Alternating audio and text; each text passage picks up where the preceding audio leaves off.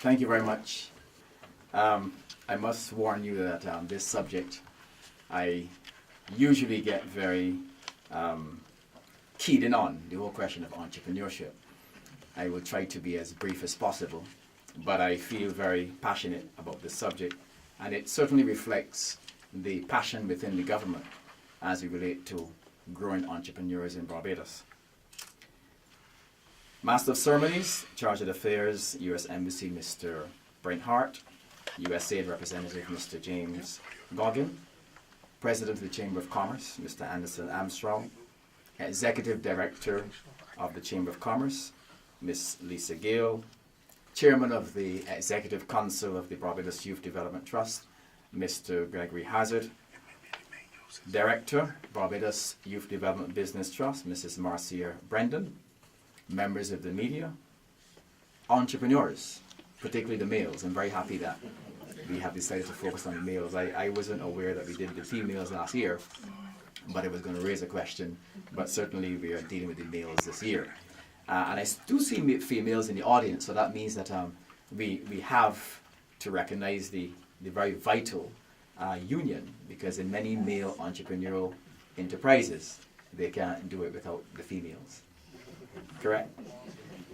But it certainly gives me great pleasure to have been invited to deliver the feature address on this occasion of the annual breakfast panel discussion, which of course focuses on entrepreneurship and the whole question of male sustaining development for Barbados, and certainly the government's policy perspective for engaging youth in entrepreneurial development. This week, as you know, is Global Entrepreneurial Week, and I would like to congratulate the Barbados Youth Development Trust on achieving 14 years of helping youth in Barbados, and also for their third year of hosting the this particular engagement. Let me also congratulate the E-Team on their first conference, and I wish them every success. From all reports, and I'm sorry I couldn't have been there because of other engagements, but from all reports I heard you had a very successful engagement.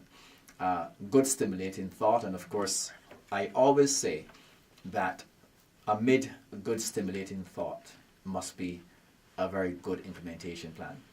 And I think we are at that phase in Barbados where I'm sure a lot of the young entrepreneurs, particularly the males, they always complain that we had enough talk and we need to do some action.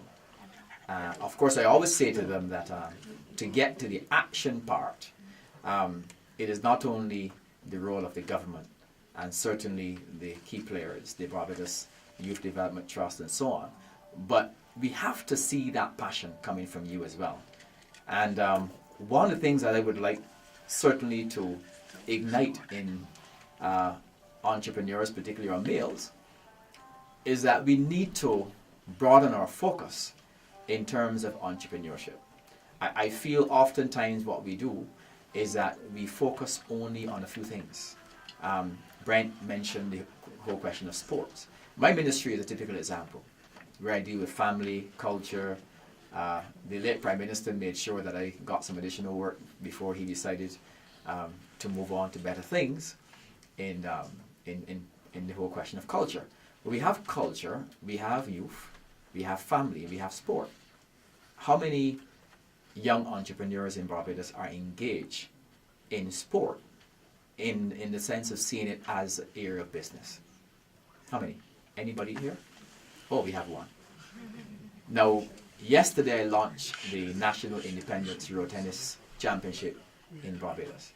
And I made the point that we see road tennis as an indigenous sport. But in order to play road tennis, we need to have rackets and we need to have nets. But I'm yet to see a company in Barbados mass producing road tennis rackets. Now, we also exhibited road tennis at the Shanghai exhibition in China. And I'm going to wait to see whether we're going to wait for the Chinese to make rackets for us in Barbados. I would not that I'm not saying that China has to expand, but we have a brilliant opportunity, given where the sport is going to go, for a couple of businesses to start looking at how they're going to make rackets. As simple as it is, I think we've lost two on the scooter. Because I recall that we developed the scooter here in Barbados using ball bearings. I'm young, but I still know these things. Using ball bearings from the vehicles. And but nobody had that dream to mass produce scooters. And I see beautiful chrome scooters now all over the United States and Europe. And I said, you know what? We could have had that as one of the engines of our economic growth. I want to acknowledge the 3 young entrepreneurs who are visiting from the Youth Business Trust in Dominica, the Youth Business Trust in St. Vincent and the Grenadines, and from the Card Center in Antigua. This, to my mind, is an example of how members of the Caribbean community can come together, work together, and learn from each other. So welcome to Barbados. Now, the role of entrepreneurs in propelling developed countries, as you know, is quite obvious, particularly in the United States, where the focus on this has been so strong over the past couple of years. The culture of philanthropy and assistance for youth to start and own their businesses is usually well structured, formalized, and relevant. And this is what we aim to achieve in Barbados. I did challenge a group a couple of months ago about the whole question of utilizing technology, particularly in the area of IT. And in Barbados, as you know, being a very small open economy, many of our young people are literally cell phone engineers and cell phone fanatics as well.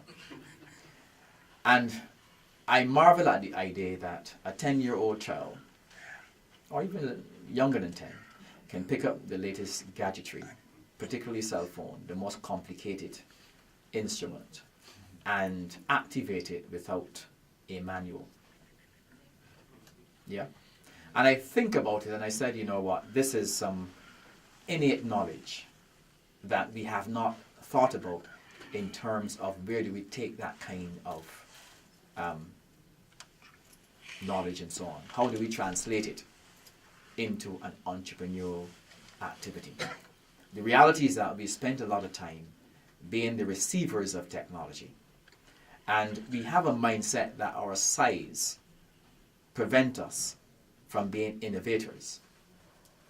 And I always say that if we spend a little more time studying the methodologies and the culture of our Oriental countries who have gone through some of what we are going through now, they have studied the technologies in North America and Europe, and in a large measure they've reinvented them and sold them back to North America. I'm sure the United States can attest to that they're now being the recipients of repackaged and refashioned technology that was created many years ago. And I feel that we have a challenge, though we don't have a lot of the raw materials that are critical to get to that point. We have the knowledge base, and we have to find a way. And I challenge a group, the Youth Entrepreneurial Scheme attached to the ministry during one of our summer camps. Who will be the next young entrepreneur, preferably male, in Barbados? and I see one of the men, grimacing. Hopefully I thought one of the females would have grimaced. But who will be the next male entrepreneur in Barbados who will invent the next tier of the cell phone? The cell phone technology has not stopped. It never stops. And I believe that given our technical expertise, why can't we come up with the next tier level of the cell phone? The technology and the inputs that push and drive the cell phone technology, there's no monopoly on it. But we are not seeing it at that level. And I believe that's why I believe that entrepreneurship must be seen in a very global context.